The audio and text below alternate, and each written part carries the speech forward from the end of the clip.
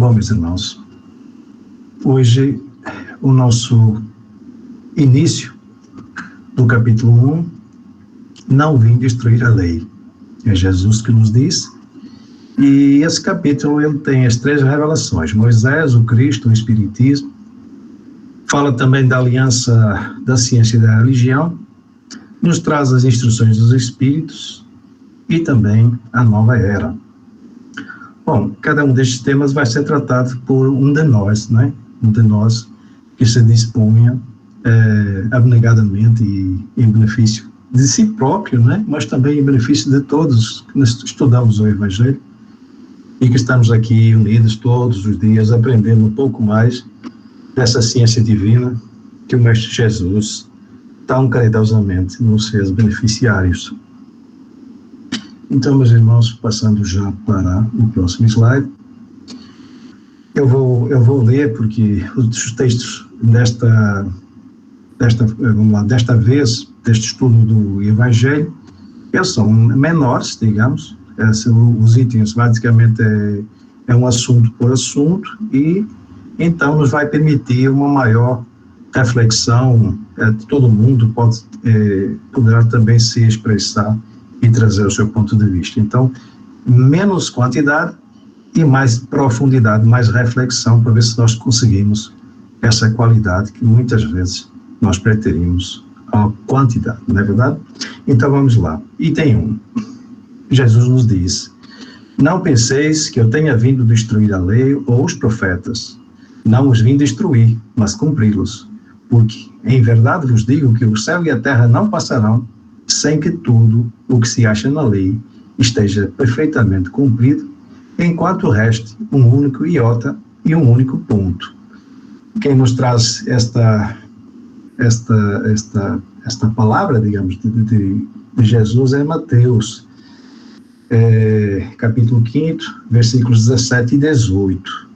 Ora, no nosso post anterior, deixa eu ver o que foi que nós dissemos aqui. Nós fizemos uma reflexão exatamente sobre esta passagem aqui, e a reflexão foi a seguinte, não lembro já quando foi o dia, mas está aqui: a lei de Deus é imutável e inderrogável. Ao inverso, a lei do homem sempre será mutável e derrogável, enquanto longe se mantiver do saferino brilho da divina justiça.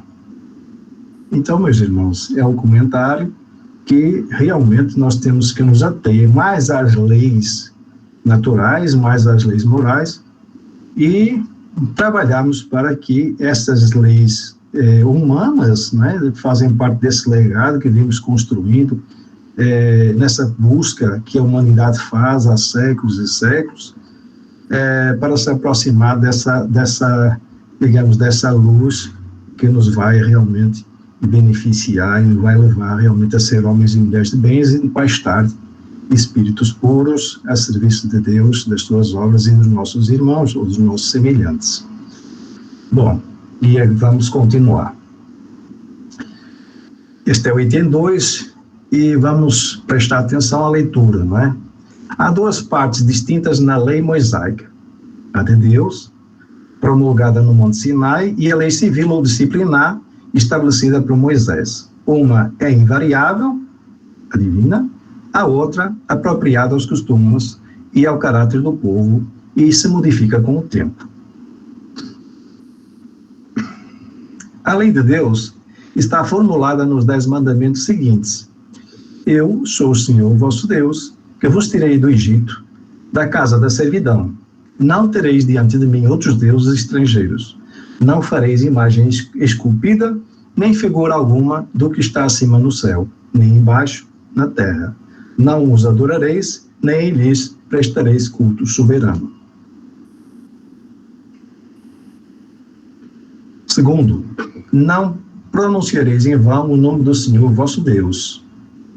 Terceiro, lembrai-vos de santificar o dia do sábado. Quarto, honrai a vosso pai e a vossa mãe, a fim de viverdes longo tempo na terra, que o Senhor vosso Deus vos dará. Quinto, não matareis. Sexto, não cometereis adultério. Sétimo, não roubareis. Oitavo, não prestareis falso testemunho contra o vosso próximo. Nono, não desejareis a mulher do vosso próximo.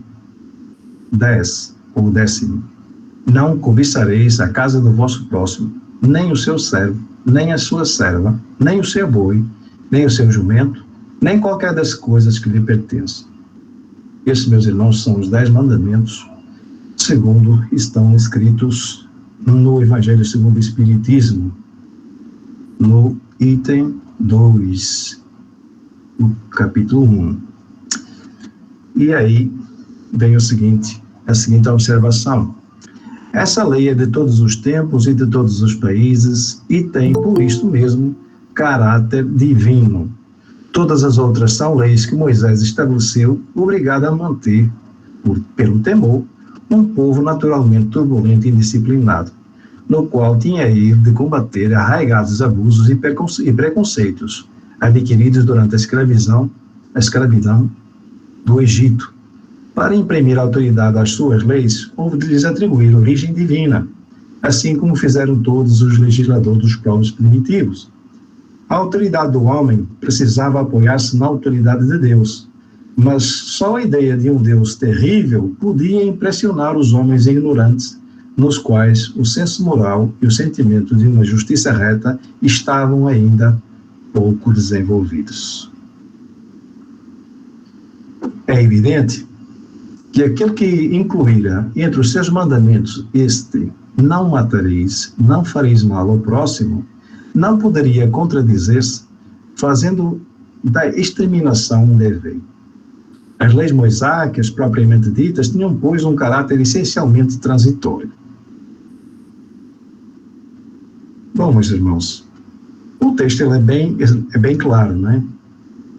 Moisés, ele trouxe ao conhecimento as leis morais, através das tábuas das leis que ele recebeu e ele repassou ao povo ali mesmo na base do Monte Sinai, e depois no seu trabalho, que foi um trabalho de assentamento, um trabalho de criação, de uso de todas as seus aprendizados, de todos os seus talentos, no sentido de trazer essas leis societárias que, dado ao povo hebreu, né, estar em cativeiro por mais de 400 anos, como nós vamos já ver aqui em conjunto, era necessário para que eles pudessem ser, civilizados, né, pudessem se fazer civilizados. Então a expressão é essa. Eu gostaria de fazer algumas considerações para que possamos pensar exatamente como é que Moisés ele surge e qual é realmente a função que ele tem como o primeiro desses adventos, né? Vamos lá. Então, nós estamos vendo aqui que o nosso povo hebreu, sobre o qual nós estamos fazendo nossas considerações, e estamos nos espelhando realmente, porque, de alguma forma, o povo hebreu, para nós, é o fiel da balança, é um espelho, né? E nós podemos inserir nesse contexto, seja qual for a nossa nacionalidade no presente, nos lembrando que nós vimos de criações passadas, de várias encarnações. Então, meus irmãos, dada essa situação de escravidão, o povo ficou embrutecido, e era um povo bastante indisciplinado e truculento, certo? Aí surge a figura de Moisés, cujo nome vem de ele ter sido salvo pelas águas, numa política que o faraó atual, que estava no poder naquele tempo, era o faraó Sete I, né? Ele via que a população do Egito, né? E já que o povo estava cativo, o povo hebreu estava cativo, e que havia um aumento muito grande populacional do povo hebreu. Então, ele, para tentar resolver os problemas, que o aumento exagerado, digamos, que estava ocorrendo desse povo hebreu. Então, ele fez o quê? Baixou um decreto dizendo que todo recém-nascido do sexo masculino deveria ser morto. Então, ele fez essa lei valer, mandando que os soldados egípcios, né, jogassem essas crianças, esses recém-nascidos, no mar, né, que fossem jogados no mar. Aliás, no mar não, no rio, né? É no rio, exatamente.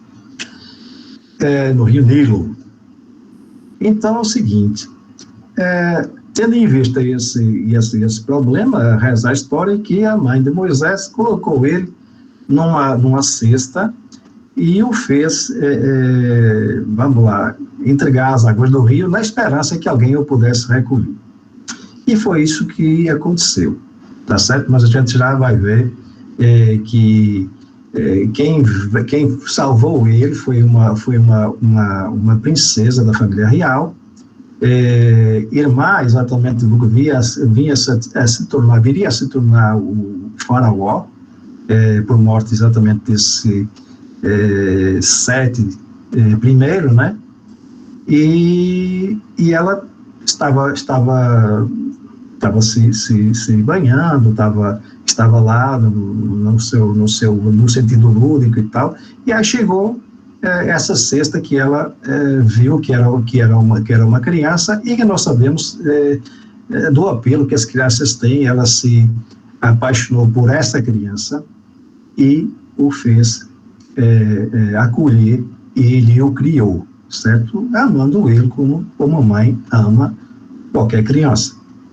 E quem são os pais de Moisés? Os pais de Moisés, os pais biológicos, né? Eles são de família hebraica, né? São da tribo de Levi. A mãe deles chama-se Jocabede e o pai Arã. E tiveram 3 filhos, né? Era uma moça, Miriam, o Arão e Moisés, que foi o filho que foi salvo das águas. Daí o nome Moisés, como eu já falei para vocês. Então, essa princesa que veio a fazer o papel de mãe, tutora de Moisés, né? Ela se chamava Hatshepsut. É muito difícil para mim dizer. É a filha do faraó Sete I, irmã do faraó Ramsés II, salvo o erro, certo? A história conta que essa princesa era de uma esperteza sublime, e ela, porque ela tinha os seus propósitos de poder, não é? Então, ela se casou com seu irmão, o primeiro na linha sucessória, o Ramsés II, né? Para que ela pudesse reinar, pelo menos durante o tempo em que ele não tinha idade para o poder fazer. Então, ela foi realmente uma princesa, mas ela reinou o Egito durante alguns anos. Bom, o que é que isso contou para Moisés e o que contou para o povo hebraico e o que contou para a humanidade em geral? É ver como as coisas se trabalham em termos espirituais. Moisés, ele foi brindado com essa situação, começa tragicamente, mas ele depois é brindado com uma alta educação. Para aquela época, nós sabemos que os egípcios, eles eram muito avançados, talvez a civilização mais avançada na face da Terra. E, como disse nosso irmão hoje ainda, quando eu conversava com ele sobre esse tema, Marcos Melo, ele me referenciou que esse povo, né, são aqueles exilados de Capela, né, que vieram a ingressar nas fileiras terrestres, porque eram espíritos já altamente evoluídos para a época, mas lhe faltava a moralidade, conforme nós conversamos ontem, né? Isso o Inácio muito bem reforçou, e foi uma das perguntas, salve de Fátima. Tá? Então, assim, nós estamos vendo como é que as coisas funcionam na prática. Quer dizer, vem os espíritos de Capela, que eram um planeta lá numa outra galáxia, lá numa outra constelação, e foram trazidos para a Terra para que pudessem beneficiar na evolução e pudessem ajudar os outros povos, ainda que com muitos desvios, com muitos equívocos na parte moral, mas trouxeram essas tecnologias. Então, o nosso Moisés, eu estou ficando muito familiarizado com ele, né? Então, o nosso Moisés, ele teve acesso às engenharias, à política, à saúde, à higiene, conceitos, à matemática e às ciências sociais também. Ele aprendeu leis, costumes, culturas, então foi digamos, foi um benefício muito grande, certo? E teve também o conhecimento profundo da religião, né? Nós sabemos que os faraós, né, naquela época, além de eles terem um poder político, eles também tinham um poder religioso. Então, meus irmãos, ele, em conhecendo o livro dos mortos, que na verdade não é um livro, é um conjunto de pergaminhos, né, que se juntaram e depois se chamou de Livro dos Mortos, ou livro de saída para a luz. A ideia central do Livro dos Mortos é no que diz respeito à verdade e à justiça, mostrando que o ideal da sociedade egípcia não era exatamente, não era exatamente o fulcro da questão. Se cria, a parte da evolução materialista, de poder e tudo que os egípcios estavam cuidando, mas eles tinham também a crença que diante da deusa Mahat, de nada valeriam as riquezas, nem a posição social do falecido, mas que apenas os atos seriam levados em conta. Então, veja bem, nós já temos aqui um princípio moral, né? Que de nada serviria, né, depois da morte, a riqueza acumulada, né, como nós já vimos estudando. Então, tinha uma série de conceitos que eles batiam, inclusivamente, com algumas das leis que Moisés usou e teve conhecimento através de outras vias. Mas esse conhecimento da religião já formou ele com conceitos morais importantes, né?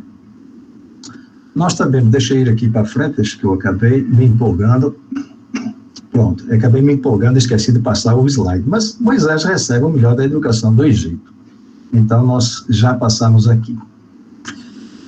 Então, 40 anos, Moisés viveu como que envolvido com essa situação, dessas informações e que essas instruções que ela recebeu, né?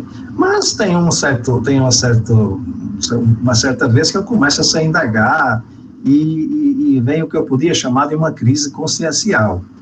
Ele começa a pensar, ele sabe que ele é filho biológico de uma família hebreia, né? E isso começa a trazer algumas dúvidas para ele, inclusive a negação da escravidão e principalmente contra, né, ele estava contra os maus tratos com o povo hebreu e com o regime selvagem com que eles eram escravizados. Ora bom, aí Moisés, com aproximadamente 40 anos, presenciou um castigo, né, de um irmão da raça, né, e ele interviu. E nessa intervenção, como houve a reação, digamos, do egípcio, que era um dos responsáveis pelos grupos de trabalho que faziam, vamos lá, a organização e faziam a supervisão dos trabalhos desses hebreus, aí ele reagiu e Moisés acabou por feri-lo seriamente, até com gravidade. Ora, a lei em vigor, ela, se, por exemplo, se um estrangeiro, se alguém matasse ou ferisse determinado egípcio, né, ou qualquer que fosse o egípcio, ele seria condenado à morte. Aí, como Moisés já vinha com uma relação devido a esses questionamentos políticos, esses digamos, esses desvios, né, de observação que ele vinha tendo, e as conversas que ele vinha tendo, tanto com a mãe dele, tanto com o faraó, que foi criado com ele, né, que na altura já era o nosso amigo, como é que ele chamava? Amigo, que não era muito amigo, mas Ramsés II, né? Aí foi o estupim que o faraó precisou para condenar ele à morte. Bom, vamos passar para frente. Aí Moisés, apoiado pela princesa, né, mãe dele, a mãe de criação, ele foge, ele vai para as terras de Mídian e se junta com a família de Jetro. Eles eram pastores e ele para ajudar e para obter a sua própria manutenção, ele se torna pastor, e durante esse tempo de meditação e de espera, digamos, onde ele coordenou, ele assentou as ideias dele, ele arquiteta o plano para libertar o seu povo, que era o povo hebreu, o povo judeu também, que chama povo judeu. Bom, e aí vai na fuga, ele se prepara então. Vamos lá, vamos passar para frente. Aí, só um minutinho. Nesse momento, ele pede a ajuda do irmão dele, o Ramsés, e ele volta ao Egito, né? E vai falar com o faraó, Ramsés II, né?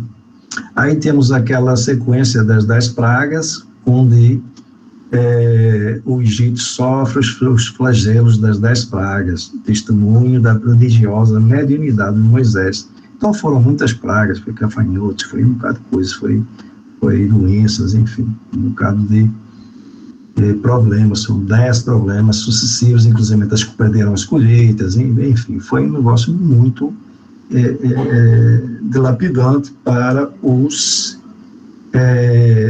egípcios. Sei que em desespero, aí o faraó chama Moisés, e Moisés vem e consegue a ratificação da liberdade do povo hebreu junto à autoridade que era o faraó. Porém, mais tarde, já durante o processo de êxodo, não é? O processo de libertação, ele se arrepende e ele manda o seu exército no encalço dos hebreus, né, dos judeus, para reverter a situação. Aí, essa situação de liberdade, de libertação, desse êxodo aí, né, um êxodo combinado, passa a ser uma fuga. Essa fuga, ela é coordenada por nosso Moisés, que conduz o êxodo do povo hebreu na saída do Egito, faz a travessia do Mar Vermelho e do deserto até o Monte Sinai. Então ele se propõe, e ele consegue, né? Ele, por esse caminho, que nós chamamos aqui caminho da libertação, ele atravessa o Mar Vermelho, abre as portas da liberdade, porque foi o que separou o exército do faraó, daquela população, né, que estava em fuga, né? E nesse caminho ainda aparece o deserto, ainda com as suas provas de subsistência e da nutrição da fé. Como é que é esse processo da nutrição da fé? Nosso irmão Marcos Melo, ontem, ele falou um pouco sobre isso, né?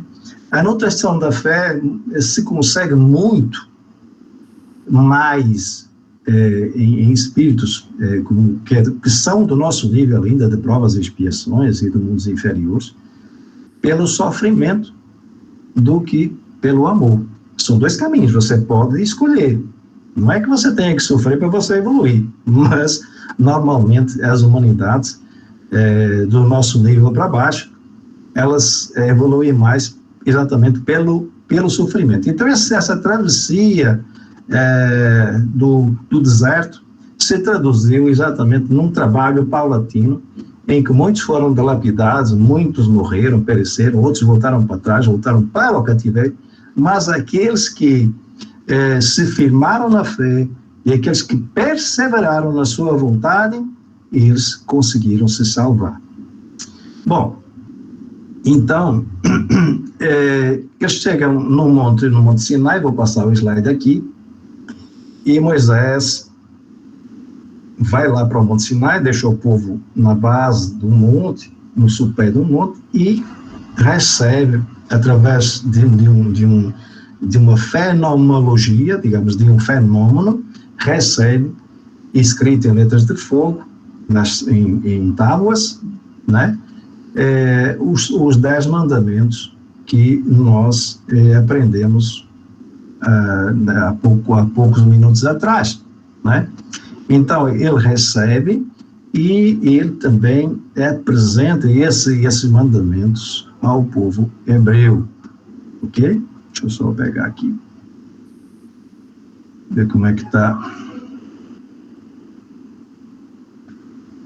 Aí aparece essa figura, né, dessas leis morais. Era preciso que a humanidade conhecesse os 10 principais mandamentos para poder se afinar exatamente mais com os caminhos da divindade, ok? Nós, fazendo referência aqui, já havia uns códigos, né, o Código Babilônio de Hammurabi, datado de 1770 a.C., né? O código já tinha 282 artigos a respeito das relações de trabalho e família, propriedade, crimes e escravidão. Antecede os livros de direitos judeus por centenas de anos. Então, veja bem, como é que funciona a espiritualidade, né? Antes mesmo, muito tempo, muitos anos, né? Já digamos, os habitantes daquela região dali, da Babilônia, da Mesopotâmia, já conheciam a famosa lei de Talião, né? Então, essa lei de Talião, que é o Código de Hammurabi, ele já tratava de assuntos tão importantes, né, que os hebreus desconheciam, né, mas que eles já tinham o conhecimento através dessa digamos, dessa comunicação, desse próprio, digamos, dessa justiça interna que as pessoas carregam em si mesmas, desde a sua formação como espírito, digamos, inicial, um espírito simples e ignorante, mas já vem carregando ao longo desse tempo essas leis que estão no DNA espiritual, tá bom? Então, já conheciam e já estavam gravadas, né? Então, depois nós vamos encontrar essas leis de Talião novamente no Antigo Testamento, tanto no Êxodo, como no Levítico, como no Deuterônimo. Então, nós vamos ver que tudo faz sentido e tudo vai somando, independentemente de ser judeus ou ser outros povos, todos são abençoados, tá? Todos são abençoados com as oportunidades de se melhorarem. Então, Moisés, com essas 10 leis, que eram leis morais, ele precisava, como nós vimos aí atrás, ele precisava construir uma sociedade que fosse minimamente justa. E nós sabíamos que, como recém-saídos, nós sabemos, né? Como recém-saídos de um regime de escravatura feroz, né? E de muitos, e de 400 anos, de 4 séculos, eles não tinham estrutura nenhuma, não tinham estrutura societária, eles não tinham leis, eles não tinham nada. Eles, basicamente, Moisés, ele teve que elaborar 613 mandamentos. E esses 613 mandamentos compõem exatamente a base da Torá Moshe, como diz nosso irmão Marco Melo, que é entendido nestes assuntos, e o qual me ofereceu uma Torá, né, e ao qual eu agradeço muito.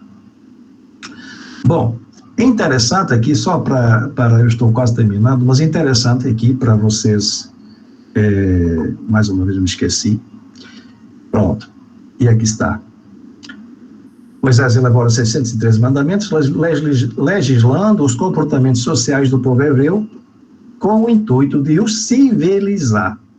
Então, é o seguinte, interessante como as coisas se agrupam. Essa é só uma referência, depois vocês podem procurar, porque a internet está cheia de informações sobre o que vocês precisarem. Eu acho a internet muito parecida, isso não é piada minha, não, isso já existe, certo? Com o Alecrim, tudo que você precisa tem lá, né? Então, é por aí. Então, assim, no caso, o que nós precisamos está no Google. Então, vamos lá. Uma das coisas interessantes que eu vi aqui é que a Torá, ela é composta por 365 mandamentos negativos. Ou, o que é que isso quer dizer? Não faça isto. Então, tem 365 mandamentos que diz, isto aqui não é para fazer. E assim, veja bem, e não é à toa que são 365, porque são 365 dias solares, né? Então, é como se dissesse para cada um daqueles membros que eles não fizessem determinada coisa um dia por semana. Olha, não faça isso, não faça aquilo, não faça aquilo outro. Então, nós temos 365 dias em que podemos aplicar esses mandamentos negativos. É proibido fazer. Nós sabemos que o povo era assombrado com os deuses e com a malignidade, entre aspas, né, que eles pensavam que existia nas ações de Deus. Não, se eu fizer isso, eu me mato e ele me castiga. Então, a gente sabe hoje que não é assim. Mas naquela época era preciso que eles respeitassem alguma coisa, dado a sua, dado o seu atraso evolutivo, né, tanto moral como até como, digamos, em sociedade, né? Então, também eles contêm 248 mandamentos positivos relacionados ao número. Isso aí é uma relação que tem com o número de ossos ou órgãos importantes do corpo humano. Isto é, como se cada membro dissesse a individualidade a que ele pertence, cumpra um preceito comigo.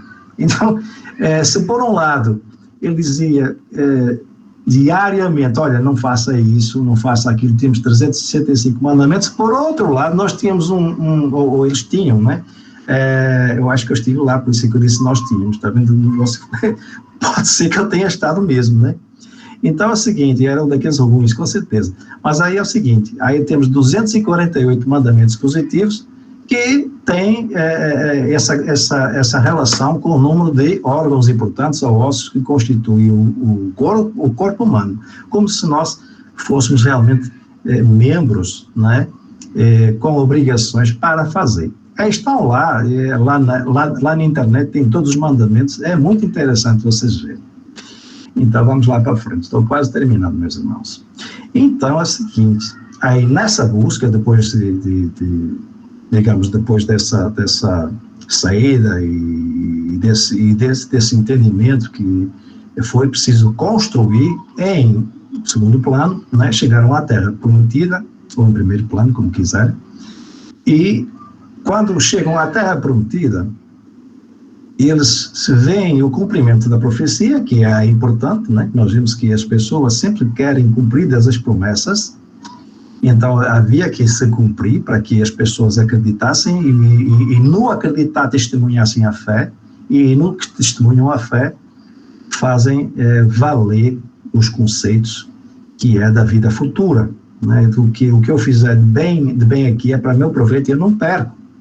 O que eu construí de amores aqui na Terra, eu sempre voltei nos planos espirituais por onde eu passar. Então, como disse o Inácio, está tudo, está tudo ligado. Quando eu ligo aqui no plano físico, eu ligo no plano espiritual e vice-versa. Quem sabe direito dessa história de ligações é nosso mestre Inácio. Vou deixar para ele. Bom, e vamos para frente. Então, vocês estão vendo aqui a terra de Canaã, né?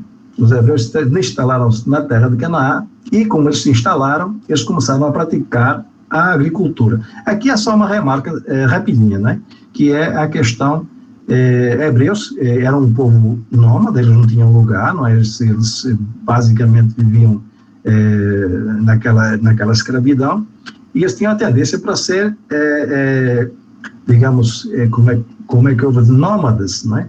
Porque eles iam pegando aquilo que eles iam contando pelos caminhos e iam se mudando à medida que faltavam os recursos, né? Eles faziam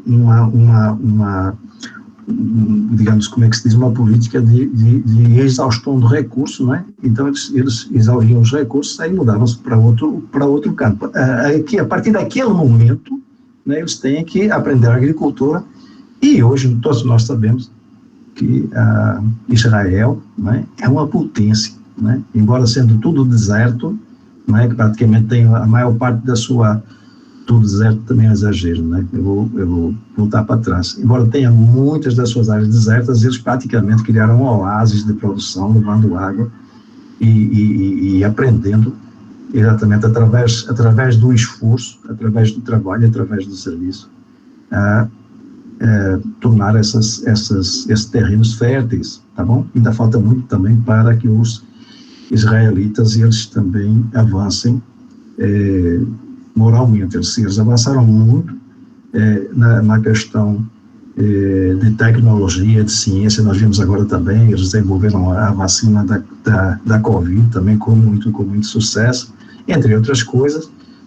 São potências realmente nessa área de tecnologia e ciência, mas ainda a gente vê que eles estão ainda naquelas guerras, eles não entenderam ainda que a guerra não é a solução. Então, falta essa parte moral acompanhar a parte intelectiva. E nos lembremos que o que aconteceu com o pessoal de Capela pode acontecer com qualquer povo aqui da Terra também. De repente, um povo que está muito bem, que está muito avançado, mas que é muito orgulhoso e que é muito egoísta, de repente vai para um outro planeta, ou nem precisa, vai para uma outra região da Terra, por exemplo, a África, em países, ou a própria China, o próprio Oriente, né?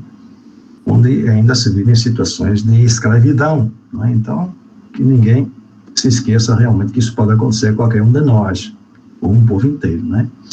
Então, meus irmãos, aqui vai.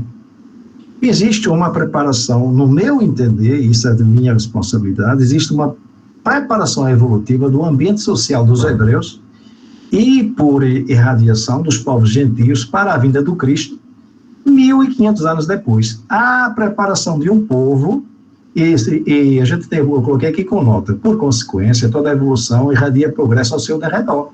Então, se determinada coisa se passa a nível de uma família, a nível de uma comunidade, a nível de um país, é impossível que os seus vizinhos não sejam irradiados com, digamos, com as evoluções positivas, com o que fizerem de positivo, e não se sintam atraídos por esse progresso. Então, eu sei que é de minha responsabilidade, mas eu vi essa questão aqui. Bom, meus irmãos, são 20h47, eu acho que eu vou ficar por aqui. Aqui é um texto do Consolador, de Francisco Cândido Xavier, pelo Espírito Emmanuel. Eu vou aqui ler rapidinho, só para fazer o fechamento. Pode ser? Até agora, a humanidade da era cristã recebeu a grande revelação em 3 aspectos essenciais. Moisés trouxe a missão de justiça. O Evangelho, a revelação de insuperável amor. E o Espiritismo, em sua feição de cristianismo redivivo, traz, por sua vez, a sublime tarefa da verdade. No centro das 3 revelações encontra-se Jesus, Cristo, como fundamento de toda a luz e de toda a sabedoria. É que, com o amor, a lei manifestou-se na terra no seu esplendor máximo. A justiça e a verdade nada mais são que os instrumentos divinos da sua exteriorização, com aquele Cordeiro de Deus, alma da redenção de toda a humanidade. A justiça, portanto, lhe aplanou os caminhos, e a verdade, consequentemente, esclarece os seus divinos ensinamentos. Pronto, então esse aqui é do livro, conforme eu falei, do livro Consolador, de Francisco Cândido Xavier, pelo Espírito Humana, e se refere ao estudo da questão 271 do Livro dos Espíritos, e que está nosso Mestre Jesus, ao qual eu estou aprendendo a amar.